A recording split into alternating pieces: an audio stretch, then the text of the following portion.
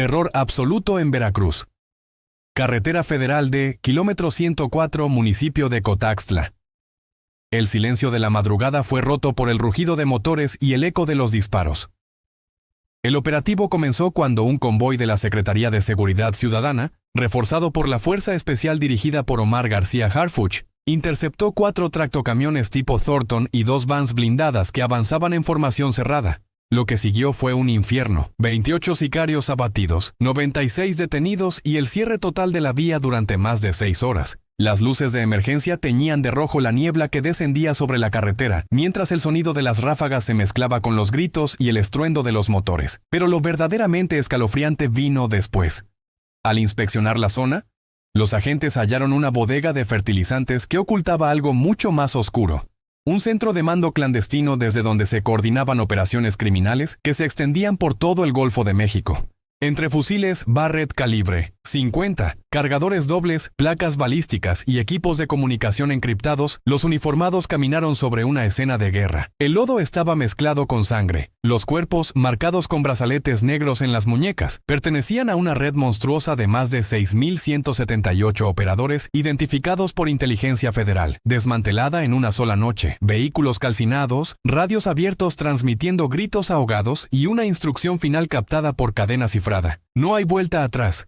Esa noche, Veracruz se convirtió en un campo de batalla, una masacre que paralizó rutas vitales de transporte y dejó al descubierto un sistema criminal que parecía intocable. Según fuentes policiales, el operativo fue ejecutado con precisión quirúrgica, siguiendo semanas de inteligencia que rastreaban la ruta de contrabando y tráfico de armas más activa del país.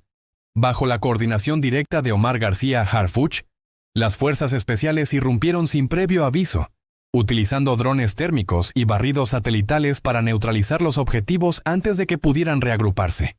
La magnitud del hallazgo obligó a cerrar toda la carretera durante horas. El aire olía a pólvora, a diésel quemado, a guerra. Los testigos hablaron de un enfrentamiento de una violencia nunca antes vista en la región. Un infierno de fuego cruzado que dejó tras de sí más preguntas que respuestas. ¿Quién financiaba esta red? ¿Cómo logró operar durante tanto tiempo bajo la apariencia de empresas legales? Y lo más inquietante, ¿hasta dónde llegan sus conexiones dentro de las estructuras de poder? Las investigaciones siguen abiertas, pero lo ocurrido en Cotaxtla marca un antes y un después, una noche en la que la línea entre justicia y venganza se volvió difusa, una noche donde México volvió a mirarse al espejo y descubrir que el enemigo no siempre viene de fuera. A veces ya está dentro. Cierren todos los accesos y aseguren los puntos. El propio Harfuch supervisó la acción desde un centro táctico movilizado a solo 3 kilómetros del punto caliente. A los reportes locales informaron que los accesos a Paso del Toro, Soledad de Doblado y Medellín de Bravo estaban bloqueados con vehículos robados y ponchallantas caseros. La zozobra se extendió hasta Córdoba y Tierra Blanca. En menos de 50 minutos, una línea negra de camionetas, luces apagadas, resguardaba la salida sur, como si el infierno esperara al otro lado de la carretera. El saldo: 41 muertos, 137 sicarios retenidos, arsenal incautado y la huella de que alguien abrió la puerta desde adentro. ¿Cómo logró una célula tan grande moverse sin alerta previa en un estado sitiado por retenes militares? El punto exacto de la emboscada, a menos de 100 metros del entronque con la carretera estatal a La Tinaja, presentaba condiciones adversas incluso para los propios cuerpos de seguridad. La temperatura marcaba 21 grados centígrados, con una humedad superior al 90%. La niebla cubría la cinta asfáltica hasta una altura de escasos 40 centímetros, reduciendo el rango de visibilidad a menos de 15 metros en algunos tramos. Terreno plano, bordeado de sembradíos de caña ya segada y surcos de tierra negra, encharcados tras las lluvias del día anterior, dificultaban cualquier avance rápido a pie o en vehículos ligeros. El camino principal, carriles amplios pero sin iluminación, tenía 2 rutas de escape: la desviación hacia Soledad de Doblado, ahora bloqueada por vehículos Thornton incendiados a propósito, y la brecha agrícola llamada El Zapotal, que desemboca a la altura del kilómetro 107, y que las fuerzas federales no alcanzaron a asegurar hasta pasadas las 6 de la mañana. Durante la inspección posterior, agentes hallaron 8 cintas reflectivas tiradas al azar en la maleza, probablemente usadas como señales improvisadas para coordinar movimientos de los convoyes criminales en la oscuridad. Una de las patrullas blindadas quedó atorada durante la maniobra por el lodo, lo que retrasó la llegada del segundo grupo de asalto. Según la bitácora de radio, eso obligó a desviar una unidad por el camino de terracería que va hacia El Moralillo, un trayecto no previsto en el protocolo. El ambiente estaba cargado de humedad y pólvora.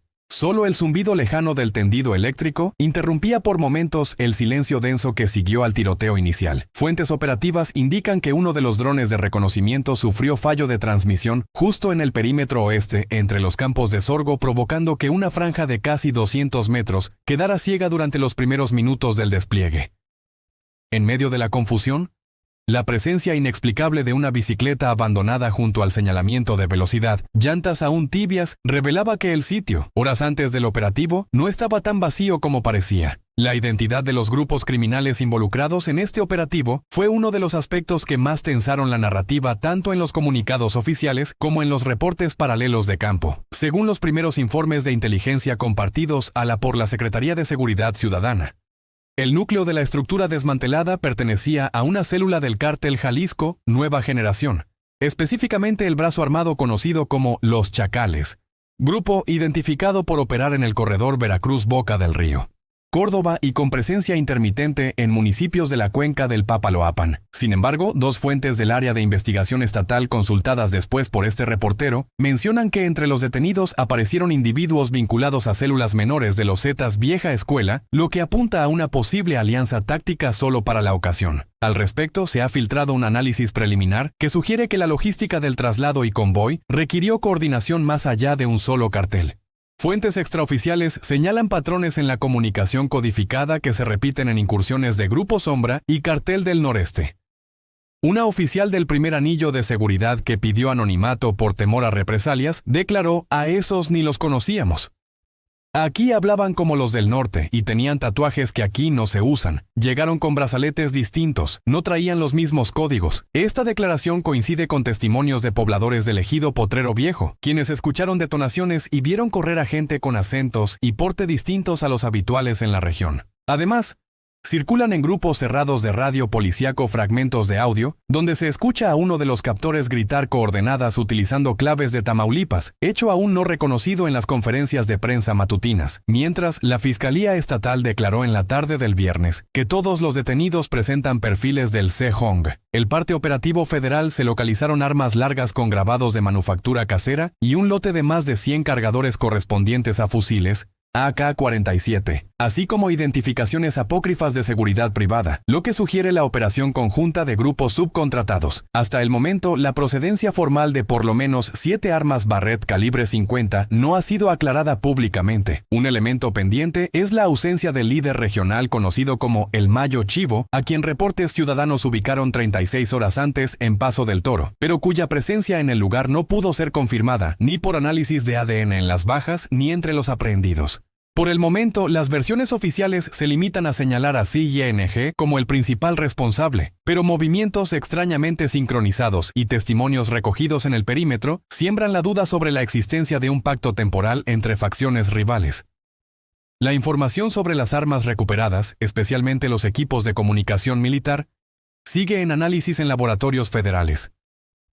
El despliegue del operativo fue resultado de una planificación express pero quirúrgica que integró a 210 elementos federales, 65 municipales y 2 células mixtas provenientes de la Secretaría de Marina y la Guardia Nacional, desplazadas exclusivamente para la intervención nocturna sobre la autopista D, según el parte interno de operaciones. La instrucción primaria de Harfuch fue infiltrar antes de la A un primer anillo de reconocimiento en patrullas ligeras con refuerzo de 4 vehículos tipo Zuncat, equipados con torretas de visión térmica y kit de blindaje nivel B. La entrada principal se realizó desde el sur, aprovechando las brechas agrícolas para evitar la vigilancia de halcones apostados en la desviación a Soledad de Doblado. Aunque el grueso del contingente avanzó por el kilómetro 104, 2 grupos independientes bordeaban la zona por el Zapotal y el Moralillo, ambos cargados con drones de patrullaje y escáneres de señal para bloquear transmisiones de radio y evitar inteligencia enemiga. El arranque táctico se basó en la información filtrada a las 22:40 del día anterior por una fuente anónima en la red de inteligencia estatal sobre la concentración inusual de camiones Thornton en una bodega de fertilizantes edificio, que resultó ser la fachada ideal para ocultar no solo a decenas de sicarios, sino también un arsenal compuesto por granadas fusiles automáticos y equipo de radio de onda corta.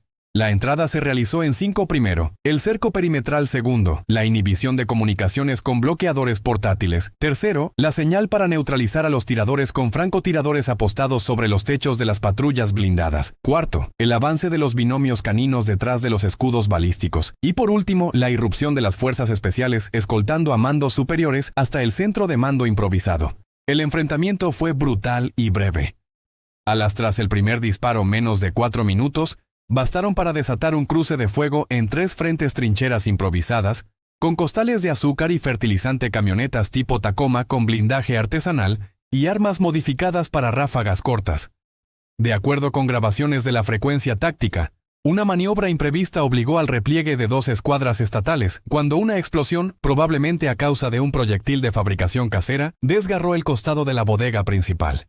Los tiradores criminales aprovecharon la oscuridad y la densa niebla para dispersarse hacia los sembradíos, lo que derivó en una persecución a pie por surcos fangosos y zanjas apenas iluminadas por lámparas tácticas. Ahí, los binomios caninos marcaron la entrada a un túnel colapsado, presuntamente diseñado como ruta de escape bajo la bodega, donde se localizaron radios aún transmitiendo al fondo frases entrecortadas y códigos numéricos, mezcla de insultos y coordenadas. No faltaron anomalías técnicas. El dron principal de reconocimiento perdió señal exactamente al sobrevolar un perímetro eléctrico artesanal montado con cableado de alta tensión robado, situación que fue advertida tarde y dejó una franja ciega de operación durante 7 minutos clave. Versiones militares indican que por ese lapso los sicarios intentaron montar una contraofensiva usando armas largas y explosivos caseros infructuosamente gracias al cierre rápido de flanco sur por la Marina. Parte del equipo táctico documentó que pese al equipamiento de vanguardia, hubo que improvisar escudos balísticos con sacos de fertilizante y hasta puertas de camión, pues varios sicarios usaban munición perforante capaz de traspasar blindaje nivel 4. En el caos, una unidad Sandcat quedó atascada en un canal de riego, obligando al conductor a pedir remolque con una cuerda amarrada a una tractor agrícola que pasaba mientras de fondo la radio policial transmitía por error una canción de banda interrumpida por gritos angustiados y códigos de emergencia. Humor irónico. El arsenal del grupo criminal incluía drones de origen chino con cámaras K, pero la mayoría sin tarjeta de memoria. Los primeros vehículos blindados federales cortaron la salida norte entre ráfagas de disparos cruzados, obligando la rendición de un grupo de 15 sicarios que se resguardó en una tolva vacía, mientras otros 10 trataban de huir por la zona de cañaverales perseguidos por la unidad canina y un escuadrón de apoyo terrestre equipado con visores nocturnos. El 41 muertos solo en el sector principal, 9 del lado policial, heridos 3 de gravedad y la incautación de 67 armas largas, 11 de ellas con series limadas. En los últimos minutos de la refriega, un operador de radio captó un audio disperso. Una voz jadeante, ya cruzaron la línea y la respuesta apenas audible, un código que aún nadie logra descifrar en los archivos resguardados. Ese audio junto con la última imagen borrosa captada por el dron antes de perder señal, una línea de cuerpos alineados sobre el lodo. Brazos extendidos quedó grabado como el eco silente de la batalla que marcó a Veracruz esa madrugada. Desde las primeras horas después del operativo en la D, el impacto en medios y redes fue contundente y desbordado. Circulaba en Telegram un video de apenas 30 segundos, la imagen borrosa de cuerpos alineados bajo la neblina, las patrullas federales encendiendo sus reflectores y el sonido seco de radios aún activos. El clip, replicado antes del mediodía por 5 cuentas de Twitter vinculadas a seguridad local, fue eliminado a las 2 horas. Pero ya acumulaba más de 600,000 vistas y decenas de comentarios señalando nombres y coordenadas no divulgadas oficialmente. En WhatsApp y Facebook se compartieron listas filtradas de presuntos detenidos, algunas con rostros editados, otras recortes directos del registro en cadena radiofónica, desatando psicosis en colonias cercanas por temor a represalias o nuevas incursiones. El fenómeno se amplificó con la aparición de 2 narcomantas, una localizada en el puente de Paso del Toro y otra en la entrada de Tierra Blanca. Ambas advertí, esto es para los traidores. Aquí manda el mando viejo y la plaza ya cambió de dueño, dando pie a debates intensos en redes sociales sobre la supuesta ruptura interna entre células del CJNG y alianzas emergentes con viejos operadores de los Zetas. A través de TikTok, videos grabados por pobladores mostraban la fuga de algunos sicarios hacia los sembradíos y la rápida respuesta de patrullas blindadas. Esos clips montados con música dramática superaron los 200,000 likes en menos de 8 horas, pese a los esfuerzos de Facebook y Twitter por remover contenido considerado sensible. En contraste, la versión oficial de la Secretaría de Seguridad Ciudadana emitida en conferencia Ala minimizó los enfrentamientos y se limitó a confirmar el número de detenidos y armas aseguradas sin mención a los videos ni a los audios filtrados. El parte descartó la existencia de células ajenas al CJNG y negó movimientos sospechosos hacia la frontera estatal, pese a que informes locales y videos virales confirmaban el desplazamiento de convoyes hacia el sur. El gobernador de Veracruz, en entrevista a medios nacionales, sostuvo que la situación estaba bajo control y que toda la información relevante sería confirmada solo por vías oficiales, contradiciendo en varios puntos los reportes en tiempo real que seguían publicándose en Twitter y grupos de Telegram policíaco. Usuarios exigieron transparencia y reclamaron la manipulación de datos, mientras familiares de detenidos y supuestas víctimas subían grabaciones solicitando información verificada. Destacó el caso del audio viral donde presuntos sobrevivientes pedían ayuda médica y denunciaban la desaparición de compañeros mensaje que nunca fue atendido en el parte de la fiscalía, aunque medios independientes lo difundieron junto a imágenes de la ropa ensangrentada hallada entre la maleza. Hasta el cierre del viernes, varios materiales digitales, incluyendo capturas de chats internos, audios con coordenadas exactas y una secuencia de imágenes térmicas, permanecen sin reconocimiento oficial por parte de las autoridades. El silencio institucional contrasta con el flujo incesante de archivos en redes, alimentando la incertidumbre sobre la verdadera magnitud de la red desmantelada y los nexos aún no revelados. Las preguntas persisten. La verdad por ahora sigue fragmentada en miles de pantallas y en documentos fuera del alcance público. La madrugada del 23 de mayo en Veracruz se partió en dos a partir de cuando la primera patrulla de reconocimiento reporta actividad inusual en el kilómetro 103, vehículos pesados estacionados en paralelo y sujetos con radios portátiles moviéndose entre la neblina. Desde ese momento la cronología se vuelve frenética. Acceso sur bloqueado por 2 Thornton incendiados. Explosiones aisladas al norte del entronque a la Tinaja. A esa misma hora, el primer informe de disparos automáticos reportado por la frecuencia estatal, la Fuerza de Reacción Rápida, ubicada a 4 kilómetros sobre la autopista, recibe la orden de avance abriendo el camino entre los restos humeantes de un vehículo Nissan Frontier, que minutos antes había sido atravesado como barricada. La retaguardia criminal abre fuego con armas calibre 223 desde el lindero de Cañaverales, intentando frenar el avance de un grupo mixto de elementos de Marina y Policía Estatal. El operativo se caída del primer elemento policial herido y 11 sicarios abatidos, confirmados visualmente por dron. Las bajas del lado criminal aumentan conforme la línea federal rompe el círculo defensivo en torno a la bodega de fertilizantes, entre la I-335. Las comunicaciones se saturan, se reportan movimientos de células intentando escapar por el Zapotal y al menos 2 camionetas tratando de cruzar hacia el canal de riego rumbo a Paso del Toro. Ambas son neutralizadas con barreras tipo Stop Stick y por disparos directos a los neumáticos, según parte policíaco. Segundo enfrentamiento registrado ahora cerca del segundo portón de la bodega. Policía Estatal y Guardia Nacional irrumpen entre la oscuridad usando granadas de aturdimiento para cegar la resistencia de un grupo de 15 sicarios, resguardados con sacos de fertilizante y barricadas improvisadas. Confirmación vía radio. Punto crítico asegurado, pero aún quedan focos de agresión dispersos en los sembradíos. Se escuchan gritos y solicitudes de rendición a través de radios criminales, muchos en clave y con acentos ajenos a la región, lo que complica la identificación inmediata entre la I. Binomios caninos y 3 equipos de refuerzo ingresan a la bodega principal y localizan 2 subgrupos de sicarios atrapados en los pasillos traseros, uno de ellos con al menos 6 heridos, varios sangrando y pidiendo auxilio. Testimonios recogidos en el sitio, entre ellos el de José Manuel, chofer de carga que fue retenido por los criminales como escudo humano, revelan el caos del momento. Pensé que no salía. Los tipos gritaban por radio, uno traía la cara cortada y todos lloraban o rezaban. Nomás se oían los tiros y la tierra volada. A una llamada desesperada llega a la línea de emergencias familiar de una de las víctimas, identificada como Cristina N., habitante de Soledad de Doblado.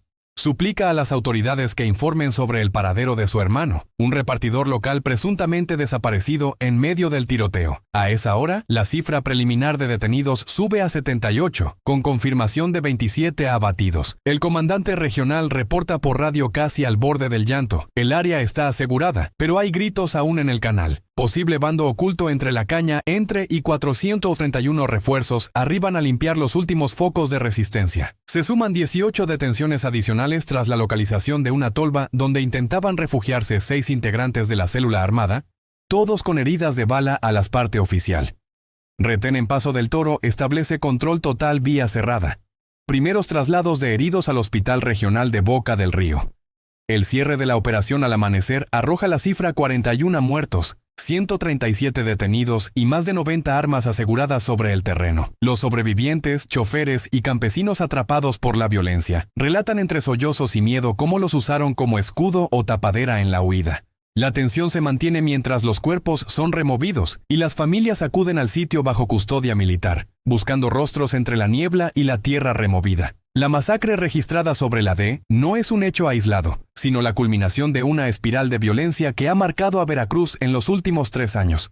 Reportes de la Secretaría de Marina refieren entre 2021 y 2023, al menos 6 operativos mayores contra grupos armados en la cuenca del Papaloapan, y los llanos centrales terminaron en enfrentamientos sin resultados sólidos, decomisos menores, detenciones temporales y sobre todo frecuentes liberaciones por falta de pruebas. De hecho, datos obtenidos del Registro Nacional de Detenciones indican que solo 2 de cada 10 arrestos por crimen organizado en la región derivaron en prisión preventiva, permitiendo la reconfiguración de células con baja moral y alta capacidad de fuego.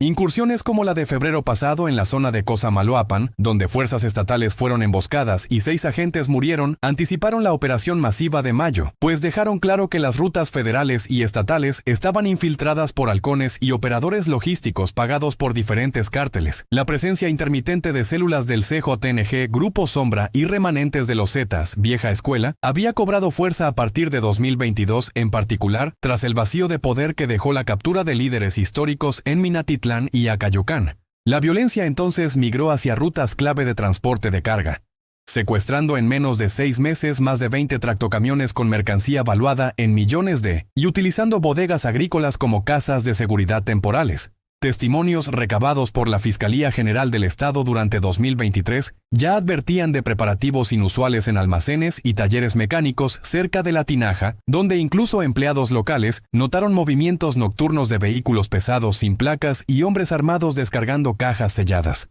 Al menos 3 intentos previos de desmantelamiento de redes de sicarios fracasaron, según registros internos de la SCP. El operativo Tormenta en noviembre de 2022, cancelado después de una filtración que permitió el escape de los líderes, y la llamada Ofensiva Papaloapan de abril pasado, donde la intervención fue insuficiente ante bloqueos simultáneos en 5 municipios. Fuentes de inteligencia señalan la consolidación de rutas paralelas de financiamiento y reclutamiento por parte de cárteles locales, con vínculos no solo al trasiego de drogas, sino también a extorsiones y secuestros de transportistas y comerciantes. La percepción de impunidad, sumada a la fragmentación institucional y la evidente colusión de mandos medios con estructuras criminales, llevaron al punto de quiebre. El operativo dirigido por Harfuch fue concebido tras constantes reportes de que los principales líderes del corredor Monterrey y Veracruz consolidaban una mega red capaz de movilizar cientos de sicarios, armamento de alto poder e incluso personal ajeno a la región. Así, el asalto y su saldo sangriento emergen como consecuencia de una serie de fracasos, alianzas coyunturales y una disputa territorial que, lejos de ceder, asoma como la herida abierta de la guerra en Veracruz. A las del viernes, apenas unas horas después de la irrupción federal, la primera declaración oficial llegó desde el improvisado centro de operaciones montado en el patio de la Secretaría de Seguridad Pública de Veracruz. Omar García Harfuch, rodeado de mandos castrenses y frente a la prensa convocada de emergencia, pronunció: "Se logró el aseguramiento de 137 sujetos armados pertenecientes a una red directa del cártel Jalisco Nueva Generación, con operaciones principales en la cuenca del Papaloapan. Se incautó armamento de guerra, 23 fusiles Barrett 50-41, AK-47-19 AR-15, 7 lanzagranadas, equipo táctico y vehículos blindados de reciente modificación. La vigilancia se mantendrá hasta neutralizar cualquier intento de reacción". A su derecha, el secretario de Gobierno recalcó que la coordinación entre corporaciones federales y estatales había resultado clave para evitar un baño de sangre aún mayor e impedir la fuga de líderes regionales, aunque aceptó sin detalles que algunos altos mandos criminales no fueran localizados durante la operación. El boletín difundido a la sumó más contenido. Además de los 137 detenidos, se desmanteló un centro de mando soterrado bajo la bodega de fertilizantes, equipado con 4 terminales satelitales de comunicación, computadores con acceso cifrado a redes internacionales y 2 cajas de documentos con rutas, fotografías y datos de transportistas presuntamente extorsionados. Ahí se encontraron, según los peritos, mapas digitales con anotaciones manuscritas sobre rutas seguras, registros de reparto de comisiones y al menos 6 llaves vehiculares de camiones aún no localizados. Decomisaron 200 cargadores para armas largas, 11 chalecos balísticos con logotipos clonados de corporaciones federales y un lote de explosivos improvisados de fabricación casera. El gobernador, en entrevista para una radiodifusora local, afirmó: "Es el mayor golpe contra el crimen organizado en la historia reciente del estado". Ningún grupo había logrado esta capacidad de fuego en Veracruz. No obstante, las primeras contradicciones no tardaron en surgir. Medios independientes como E-Consulta Veracruz y Reporteros de Campo destacaron que mientras los comunicados oficiales insistían en la presencia exclusiva del ZNG, los registros de la Fiscalía y las listas de detenidos filtradas por Telegram mostraban al menos 18 individuos con antecedentes en operaciones de los Zetas y 2 exmiembros conocidos de escuadrones rurales de Grupo Sombra. Además, las autoridades aseguraron que no hubo fuga relevante, pero campesinos de Potrero Viejo entrevistados por este medio relataron haber visto durante la madrugada una caravana de camionetas escapar por la brecha del Zapotal antes del hecho omitido en la parte oficial. El balance en cifras, según la actualización final de la Fiscalía General del Estado a las 11:30, fue de 41 muertos, de los cuales solo 16 identificados formalmente al corte de mediodía y más de 90 armas largas aseguradas. Entre los decomisos, peritos estatales reportaron 2 escopetas de doble cañón adaptadas a tiros automáticos, 5 drones DJI con sistemas antiintervención y material táctico de uso restringido. El Centro Nacional de Inteligencia fue alertado tras el hallazgo de un lote de tarjetas SIM no registradas y 2 maletas con 500,000 pesos en efectivo, posible pago anticipado para la red de operadores logísticos. El secretario técnico del Gabinete de Seguridad en entrevista televisiva a las 13 y anunció la intervención inmediata de elementos federales en la custodia de los 137 detenidos, divididos en 3 penales distintos debido a riesgos de rescate y la llegada de un fiscal especial trasladado desde la Subprocuraduría de Delincuencia Organizada en CDMX, encargado de revisar la cadena de custodia de las armas y equipos decomisados. Paralelamente, unidades de inteligencia militar instalaron retenes móviles en accesos clave de Soledad, de Doblado, Tierra Blanca y La Tinaja, con revisiones aleatorias a vehículos de carga y pasajeros en busca de sicarios fugados y armamento rezagado. Sin embargo, la prensa independiente detectó anomalías no explicadas en los comunicados y protocolos de custodia. Reporteros presentes en el Hospital Regional de Boca del Río documentaron la llegada de al menos 5 heridos graves sin resguardo policíaco, uno de los cuales fue removido abruptamente a ubicación desconocida, según ficha clínica interna filtrada en foros médicos. Imágenes compartidas por familiares de presuntos detenidos mostraban a algunos bajo custodia de civiles armados en los patios de la SSP, no con elementos oficiales identificados. La noche del viernes, versiones de fuentes judiciales apuntaron a que al menos 6 capturados fueron reubicados a instalaciones no registradas formalmente, bajo el argumento de protección especial y riesgo de represalias. En cuanto a las acciones concretas postoperativo, Harfuch confirmó la suspensión y relevo de 2 mandos policiales locales por presunta filtración o colaboración, dato que la Fiscalía aún investiga, y la incorporación de un equipo especial de la División Científica para procesar el material informático asegurado en la bodega. La vigilancia militar permanece hasta nuevo aviso en la zona, con sobrevuelos diarios de helicópteros Black Hawk y recorridos de patrullas mixtas en los principales accesos y comunidades afectadas. La Secretaría de Marina levantó actas por hallazgo de materiales de uso exclusivo castrense, y el Ejército quedó a cargo del resguardo del arsenal decomisado en el lugar. Pese al discurso de control y contundencia repetido en medios, las contradicciones continúan sin aclararse del todo. Ni muertes ni armas han sido completamente detalladas y persisten dudas sobre la existencia de una fuga significativa aquella madrugada.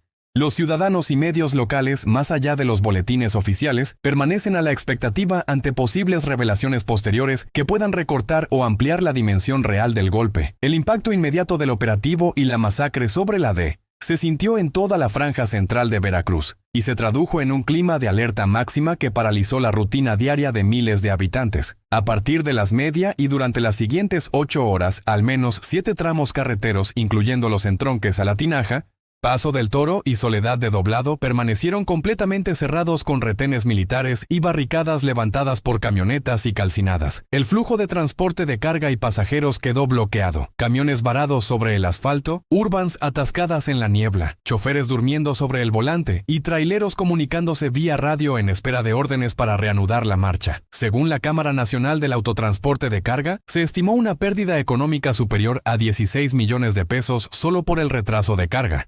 Durante la madrugada y la mañana del viernes, el miedo avanzó más rápido que los convoyes. Mensajes masivos en WhatsApp y cadenas de voz alertaban sobre balaceras, recomendando no salir de casa y suspender cualquier trayecto hacia la región de Cotaxtla y alrededores. La Secretaría de Protección Civil emitió alerta naranja para la zona centro y recomendó a los municipios vecinos suspender temporalmente clases en todos los niveles educativos, medida que afectó a 54 escuelas y más de 11,000 alumnos. Según informó vía comunicado la delegada regional Claudia Salazar, la seguridad de los estudiantes y personal docente es la prioridad. Nuestra instrucción fue: nadie sale a carretera, mientras no se confirme la normalización total. Comerciantes de La Tinaja relataron que el abasto de víveres se interrumpió por más de 12 horas en la zona de Potrero Viejo. Pequeños negocios amanecieron con cortinas abajo y carteles improvisados. Por seguridad no hay servicio hoy. El impacto llegó también a la vida cotidiana de comunidades rurales. Jornaleros y cortadores de caña suspendieron labores, mientras en los ejidos el mercado local de ganado fue cancelado por temor a represalias o enfrentamientos rezagados. Entre los más afectados, los transportistas. José Luis Ramírez, chofer de tráiler en ruta nacional, narró: al mediodía venía con carga para el puerto, pero nos pararon antes de Paso del Toro. Escuchábamos los tiros, helicópteros y solo veíamos pasar militares. No podíamos movernos. La instrucción era quedarnos adentro del camión.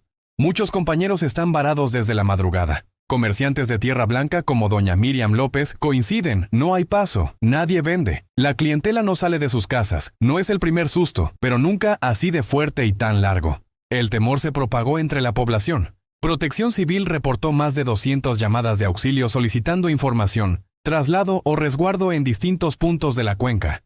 Líneas telefónicas y radios comunitarios volvieron a ser el único canal seguro de comunicación, con mensajes repitiendo una sola: no salgan, mejor aguantar al resguardo hasta que pase el peligro. Las calles vacías y carreteras desiertas de Cotaxtla, La Tinaja y Soledad de Doblado ilustraron gráficamente una jornada donde el miedo fue casi tan denso como la niebla que cubría el pavimento al amanecer.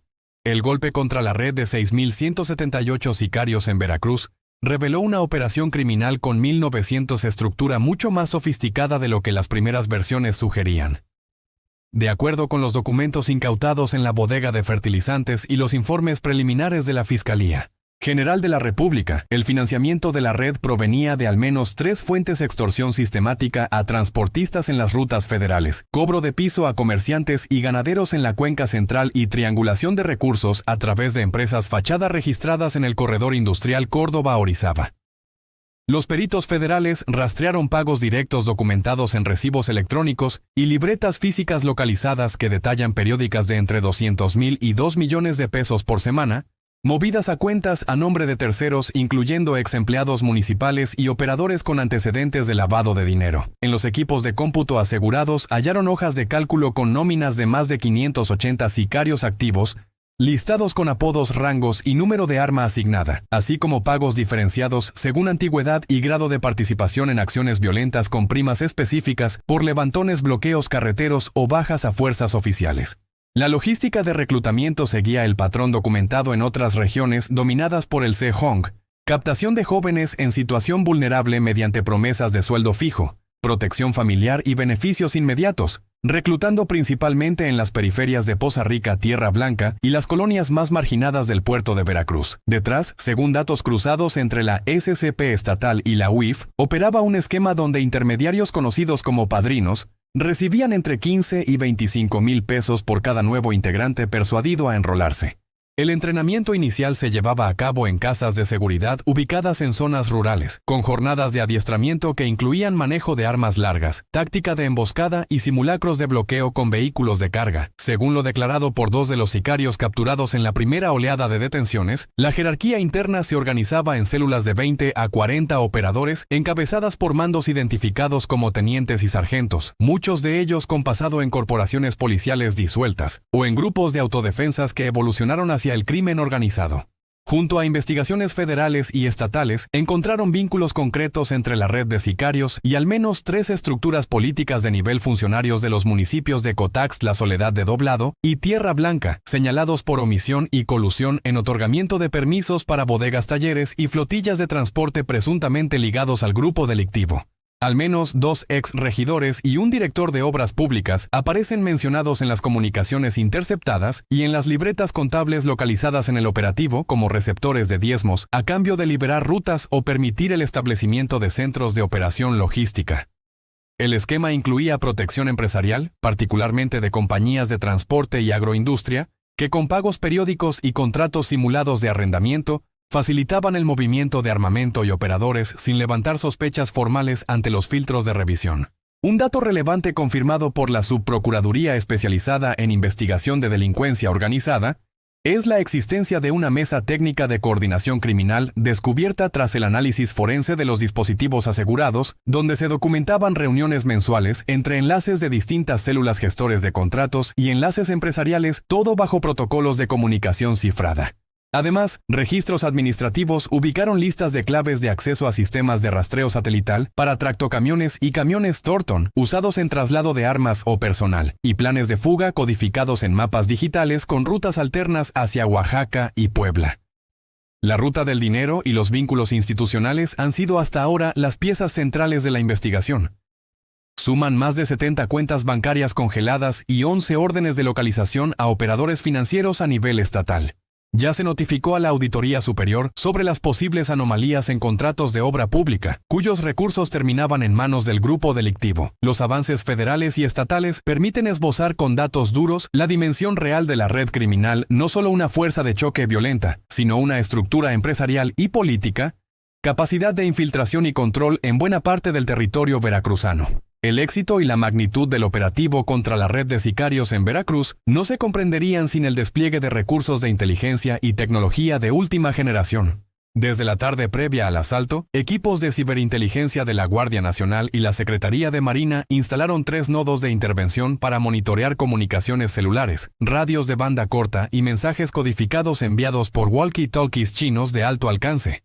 Según el analista en tácticas de respuesta federal capitán retirado Miguel Ronquillo, la clave estuvo en la combinación de 3 drones de reconocimiento con cámaras térmicas, cruces masivos de datos en tiempo real y patrullajes digitales coordinados desde un centro móvil protegido contra inhibidores electrónicos. Sin el mapeo nocturno por dron y la triangulación de IMEI desde los radios intervenidos, no se habría logrado ubicar con precisión la bodega. El terreno es engañoso y está cubierto de brechas ocultas, afirma Ronquillo. La flota tecnológica incluyó 6 drones DJI Matrice, con autonomía de 40 minutos, equipados con sensores infrarrojos capaces de detectar agrupamientos humanos por el calor emitido en lugares de baja visibilidad, como los surcos fangosos cercanos a la bodega. Desde el primer vuelo, estos equipos identificaron movimientos atípicos y marcaron rutas de escape potenciales utilizadas por los convoyes criminales. La información visual se transmitía a una unidad de análisis instalada en un vehículo blindado a 3 kilómetros del sitio operativo, donde especialistas procesaban imágenes en tiempo real y derivaban a comandos de asalto por radio cifrado. Al mismo tiempo, analistas digitales seguían patrones de comunicación registrados 24 horas antes. Se bloquearon 19 dispositivos móviles, cuyas SIM fueron rastreadas hasta usuarios relacionados con la nómina del grupo armado. Uno de los logros clave fue el bloqueo selectivo de canales de voz. Según fuentes de inteligencia, se utilizaron dispositivos de interferencia de origen israelí tipo Wolfhound Pro, que deshabilitaron redes de radio privadas en un radio de 700 metros, aislando a las células internas y evitando la fuga masiva coordinada. Además, especialistas en forense digital recuperaron mensajes y mapas enviados por Telegram desde teléfonos rescatados en el sitio web, lo que permitió confeccionar sobre la marcha una red secundaria de rutas a vigilar y prever puntos de posible repliegue criminal. Sin embargo, la operación dejó expuestas varias dos de los drones. Perdieron señal al cruzar perímetros eléctricos improvisados. Los inhibidores criminales lograron cegar parcialmente la cobertura de datos y la multiplicidad de frecuencias usadas por las células dificultó el bloqueo total de comunicaciones. Otro punto débil fue la lentitud en procesar miles de mensajes encriptados hallados en laptops incautadas. Peritos reconocen que la mayoría continúa sin descifrar. En balance, la integración de herramientas tecnológicas resultó decisiva, pero la red criminal demostró estar equipada para resistir buena parte del arsenal digital empleado. El propio vocero de la división científica, durante una entrevista posterior, aceptó los drones y bloqueadores nos dieron ventaja al inicio, pero enfrentamos una red con capacitación avanzada, cambio continuo de frecuencias y perfiles tecnológicos difíciles de rastrear. Si no se afina la intervención y respuesta digital, los grupos pueden adaptarse más rápido de lo esperado. El desafío ahora mantener esa superioridad tecnológica antes que los grupos delictivos ajusten y reinventen sus propios sistemas. La reacción social y mediática tras la masacre y el desmantelamiento de la red criminal en 1900 Veracruz fue inmediata y multifacética. Desde las primeras horas del viernes circularon testimonios en redes y videos de habitantes que entre lágrimas y rabia cuestionaban la seguridad de sus comunidades. En X y Facebook, los hashtags Justicia para Veracruz y No Más Sangre en cuestión de horas se posicionaron como tendencia nacional, acompañados de imágenes de escuelas vacías, carreteras bloqueadas y comercios cerrados. En grupos comunitarios y páginas vecinales, centenares de mensajes solicitaban información sobre familiares desaparecidos o detenidos. Por la tarde del viernes, al menos 3 marchas espontáneas, una en la Plaza Cívica de Cotaxtla, otra frente al Palacio Municipal de Tierra Blanca y una más en la zona portuaria de Veracruz, reunieron a familiares de víctimas, transportistas y maestros. Exigían acceso a listas oficiales de detenidos, garantías de no represalia y apoyo psicológico inmediato. Pancartas y cartulinas improvisadas rezaban: "Ni un muerto más en la autopista. Queremos a nuestros hijos con vida y no somos botín de guerra". El tono de la conversación digital local era de miedo y furia, marcado por denuncias directas a autoridades estatales ante presuntas omisiones o encubrimientos. Abundaron las transmisiones en vivo relatando las condiciones de incertidumbre, con madres mostrando fotografías de hijos desaparecidos y transportistas alertando sobre convoyes sospechosos aún circulando por rutas alternas. Organizaciones civiles como Familias Unidas por la Paz y colectivos de búsqueda ampliaron su presencia digital, llamando a documentar todo movimiento irregular y compartir información verificada en Telegram. Algunos administradores de canales de seguridad reportaron amenazas anónimas por difundir datos sensibles del operativo, mientras periodistas de al menos 2 medios regionales recibieron mensajes intimidatorios para dejar de publicar nombres. A nivel nacional, la cobertura mediática se mantuvo más cauta. Los grandes noticieros reprodujeron las cifras oficiales y en algunos casos suavizaron la crítica a los métodos de intervención. Contrastaron el relato de golpe histórico a la delincuencia con la narrativa de colectivos ciudadanos que exhibían videos borrados y números de emergencia saturados. Televisiones nacionales priorizaron enlaces con mandos federales y especialistas en seguridad. En tanto, la prensa digital independiente recuperaba testimonios de pobladores y víctimas, muchos de ellos con voces distorsionadas por seguridad. Reporteros locales como Sandra Rueda y Martín Toscano denunciaron públicamente haber sido seguidos en sus recorridos de campo y alterado sus canales de comunicación. La presión social llevó a la Comisión Estatal para la Atención y Protección de Periodistas a acompañar a 6 comunicadores de la zona central, quienes, confirmado por acta interna, recibieron amenazas directas vía mensajes de texto y llamadas desconocidas. En resumen, la cobertura y reacción de la sociedad civil dibujó un contraste nítido entre la versión de control proyectada por el aparato gubernamental y la realidad vivida por comunicación. Comunidades sometidas al miedo, la parálisis económica y la desconfianza estructural hacia las instituciones. La voz de familiares de las víctimas y la resistencia digital, aunque fragmentadas y bajo asedio, persistieron como registro del precio humano que dejó la noche del operativo más brutal en la historia de Veracruz. Históricamente, Veracruz ha sido uno de los territorios más disputados por el crimen organizado en el país. El surgimiento y relevo de cárteles muestra una dinámica de violencia cíclica. Primero, la hegemonía de los Zetas a inicios de los años 2000, con una brutalidad operativa que marcó a decenas de municipios mediante secuestros, cobros de piso y desapariciones masivas. Luego, la fragmentación interna tras la captura de sus líderes y el ingreso activo del cártel Jalisco Nueva Generación desde 2012, que trajo consigo pugnas por el control del corredor logístico hacia el puerto y el sureste. Según datos del Secretariado Ejecutivo del Sistema Nacional de Seguridad Pública en 2011, se contabilizaron más de 1.500 homicidios dolosos en la entidad, cifra que descendió levemente entre 2014 y 2017. Pero que volvió a repuntar con la llegada del CEJTA-NG y sus células aliadas, llegando a promediar 120 asesinatos por mes durante 2022. Operativos como el registrado la noche del 22 y madrugada del 23 de mayo no son una excepción, pero sí representan un punto de quiebre por el despliegue masivo de recurso humano y tecnológico, así como por el nivel de violencia explícita mostrado en el enfrentamiento. Basta recordar 2 antecedentes: la masacre de Minatitlán en 2019, con 14 muertos dentro de un salón de fiestas, ataque atribuido a disputas entre células de la familia veracruzana y el CJNG, y el hallazgo de 19 cuerpos desmembrados en Úrsulo Galván 2021. ambos eventos con impacto nacional y en donde la respuesta institucional se limitó a retenes temporales y detenciones que pronto se diluyeron en procesos judiciales inconclusos. La diferencia principal con la operación, ejecutada bajo coordinación de Harfuch, radica en la magnitud de la red. Más de 6.000 sicarios identificados y el decomiso de armamento militar, que en ocasiones previas apenas llegaba a una decena de rifles y unas cuantas células aisladas. Especialistas consultados por este reportero, como el Dr. Raúl Benítez Manaut, investigador en temas de seguridad nacional, destacan: otro elemento singular es la primera vez que se identifica un entramado logístico financiero con alcance transsectorial, es decir, donde confluyen operadores criminales, autoridades locales y parte del sector empresarial. Eso nunca se había documentado con tal claridad en Veracruz.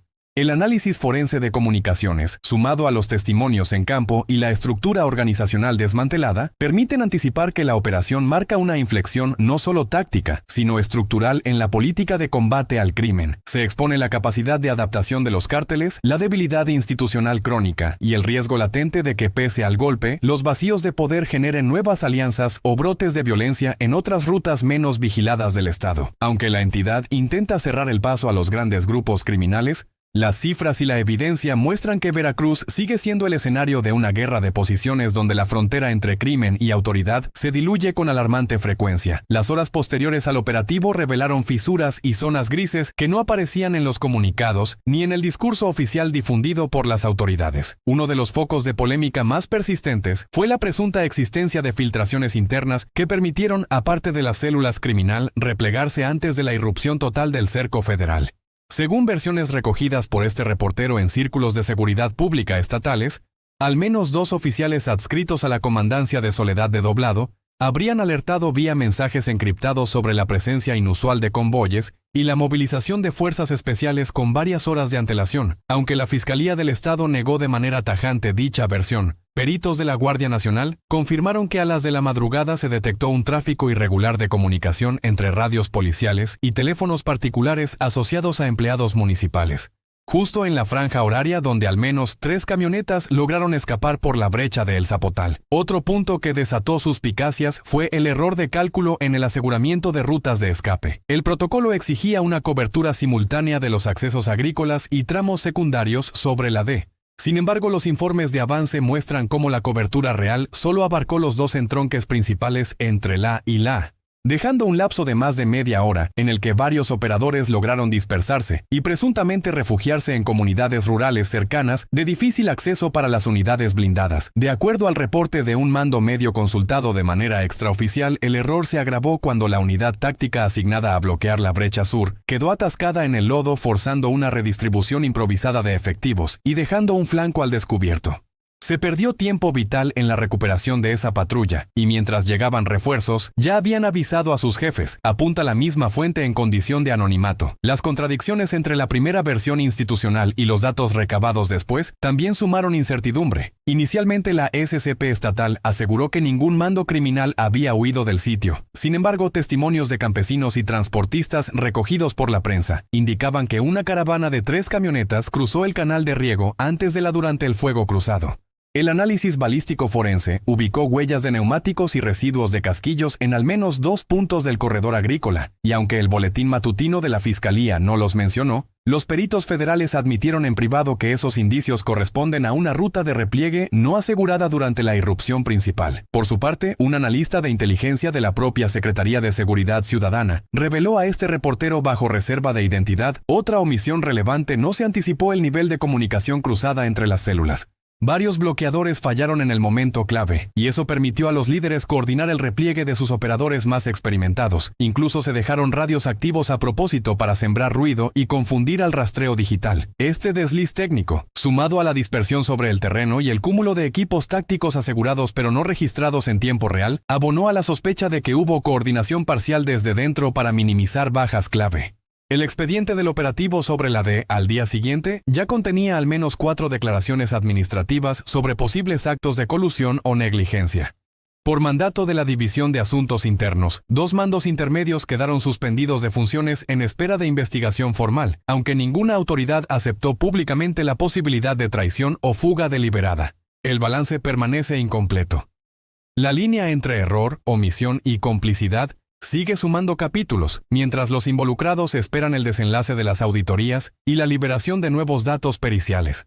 El cierre precipitado del operativo y la magnitud de la red desarticulada han dejado una serie de interrogantes abiertas, con líneas de investigación aún en curso que mantienen bajo presión tanto a las autoridades estatales como federales. Una de las preguntas claves gira en torno a la autoría intelectual y operativa del movimiento criminal. ¿Quién ordenó la concentración de 678 operadores en un solo punto y bajo una logística tan compleja? Hasta ahora, ninguna autoridad ha divulgado si la instrucción partió desde un mando externo afincado fuera de Veracruz, o si la orden fue coordinada en tiempo real desde la bodega asegurada. La propia Fiscalía General del Estado confirmó que existe una investigación paralela respaldada por el Centro Nacional de Inteligencia para identificar comunicaciones entre los principales líderes del CENTE y operadores de células locales sin descartar la intervención de otros grupos con intereses conjuntados en la plaza. Peritos especializados consultados por este medio señalan que el análisis de los equipos decomisados arroja evidencias de mensajes cifrados enviados entre las 22:05 previas al operativo, pero el contenido y los destinatarios finales aún no han sido plenamente descifrados. Por otra parte, los móviles detrás de la masacre y el tamaño insólito del forcejeo criminal tampoco han sido esclarecidos en su totalidad. Si bien las primeras líneas apuntan a una disputa territorial por rutas de trasiego y el control de cobros a transportistas, otros indicios como el hallazgo de documentos con nombres de actores políticos locales y rutas hacia puertos clave abren la hipótesis de que la reunión tenía el propósito de redefinir las alianzas de la red delictiva y blindar la operación ante un inminente reacomodo forzado por acciones federales previas. La autoridad estatal ha sido reservada sobre este punto, limitándose a reconocer que no se descartan otras motivaciones de fondo, y la investigación sigue activa en coordinación con instancias federales. El análisis balístico, por su parte, continúa siendo uno de los procesos más sensibles y lentos de todo el expediente. Peritos de la Sedena y la Fiscalía General de la República trabajan en la trazabilidad de los más de 90 fusiles decomisados, incluidos los 23 Barrett calibre y una docena de armas de origen extranjero, mientras laboratorios especializados comparan casquillos y series limadas con bases de datos sobre ejecuciones, emboscadas y decomisos en estados vecinos. Fuentes forenses reconocen que la coincidencia de armamento podría revelar nexos directos de la célula de Veracruz con operativos realizados en Tamaulipas, Puebla y Oaxaca durante el último semestre, proceso que podría tardar semanas por el volumen de evidencia recabada sobre los cabos sueltos. Las autoridades han manifestado que el compromiso es mantener la investigación abierta hasta dar con los líderes no capturados y esclarecer posibles omisiones internas. La SCP estatal, en su última rueda de prensa, recalcó la colaboración con la Fiscalía General de la República y la supervisión directa de la Secretaría de Marina en los procedimientos de resguardo y seguimiento de diligencias. Sin embargo, familiares de víctimas, colectivos de derechos humanos y líderes sindicales de transportistas han demandado que se transparenten los avances y se publiquen listas completas de detenidos, armas recuperadas y líneas de investigación en curso, señalando que los vacíos informativos solo han incrementado el clima de desconfianza y temor entre la población afectada. El expediente sobre la masacre de la 180D, a pesar del golpe inicial, sigue abierto y bajo lupa hasta esclarecer cada ángulo de lo ocurrido esa madrugada en Veracruz. A casi una semana del operativo, el balance público y la calma social siguen suspendidos en el aire. Mientras la información oficial se actualiza a cuentagotas y los rastros de la violencia no terminan de borrarse ni del pavimento ni de la mente colectiva. Hasta el cierre de este reportaje, la Fiscalía Estatal y la Secretaría de Seguridad Ciudadana mantienen bajo resguardo los detalles más listas completas de detenidos, series de armas vinculadas a eventos anteriores, imágenes periciales clave. El acceso a expedientes volvió a ser restringido para comunicadores y abogados de víctimas, alegando riesgo de fuga de información, lo que reavivó el debate sobre transparencia y derecho a la verdad en contextos de intervención masiva. Las secuelas para Veracruz son palpables y multifacéticas. En lo inmediato, la vida cotidiana de la región central quedó marcada por la presencia permanente de fuerzas federales, sobrevuelos diarios de helicópteros artillados, retenes itinerantes en rutas estatales y una vigilancia que, más que sensación de seguridad, refuerza la idea de estado de excepción prolongado. Comerciantes y transportistas advierten un descenso abrupto en la movilidad y actividad económica. La salida de mercancías cayó cerca de 20% en el corredor Córdoba-Veracruz, según datos de la Canaco local hasta el 29 de mayo. y gremios de autotransporte mantienen vigente una alerta roja, instruyendo a sus operadores a evitar horarios nocturnos y reportar cualquier movimiento anómalo en tiempo real. Las escuelas de los municipios afectados retornaron a actividades escalonadas con medidas especiales, horarios recortados, patrullas fijas en accesos y simulacros de repliegue impartidos como parte del nuevo protocolo escolar. El temor permanece. Madres y padres organizan traslados grupales y maestros reportan una baja sensible en la asistencia, especialmente en primaria y secundaria. La estructura de salud también resiente la presión. Hospitales y clínicas públicas mantienen áreas reservadas ante posibles nuevas emergencias, y equipos psicológicos recién formados por la Secretaría de Salud Estatal atienden brotes de ansiedad entre menores y adultos directamente expuestos al evento. Para las autoridades, el golpe estratégico representa tanto una victoria táctica como un desafío administrativo y de gobernabilidad. La presión para sostener la estabilidad es ahora directores de policía local relevados, presencia federal reforzada y una auditoría interna sobre mandos estatales. La colaboración puntual con instancias federales permitió contener la primera ola de violencia, pero abrió a la vez el temor de represalias, reconfiguración de células dispersas y alianzas inesperadas alimentadas por los vacíos de poder. Las instituciones veracruzanas bajo escrutinio se juegan la credibilidad en cada comunicado, sabiendo que cualquier desliz se multiplica y circula en redes antes de que la versión oficial sea publicada. El análisis de riesgos futuros plantea un escenario incierto. Aunque la red de 678 sicarios fue desmembrada parcialmente, los expertos en seguridad consultados advierten que ante la caída de un bloque tan grande, otros grupos y operadores de menor perfil buscarán ocupar los espacios liberados. La fragmentación puede conducir a nuevos brotes de violencia focalizada, extorsiones y ajustes internos que pongan en jaque la aparente normalización anunciada en conferencias matutinas. La dimensión logística y financiera del grupo desarticulado, con ramificaciones en política, comercio y agentes estatales, sugiere que el control territorial no cambiará de manos únicamente con detenciones masivas, sino que requiere un rediseño profundo del modelo de inteligencia, patrullaje y articulación social. En la política de seguridad nacional, el operativo en Veracruz se convierte en símbolo y advertencia. Los modelos de intervención rápida, apoyo tecnológico y coordinación interinstitucional pueden dar golpes contundentes, pero solo son sostenibles si existe continuidad en el seguimiento de casos, depuración de mandos coludidos, atención social, postcrisis y transparencia activa de resultados. Analistas, la guerra contra el crimen organizado está lejos de terminarse con espectaculares despliegues armados.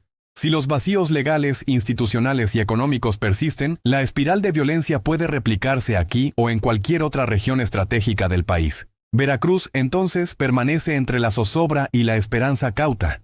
La niebla que cubría la carpeta asfáltica la madrugada de la masacre sirve hoy como metáfora.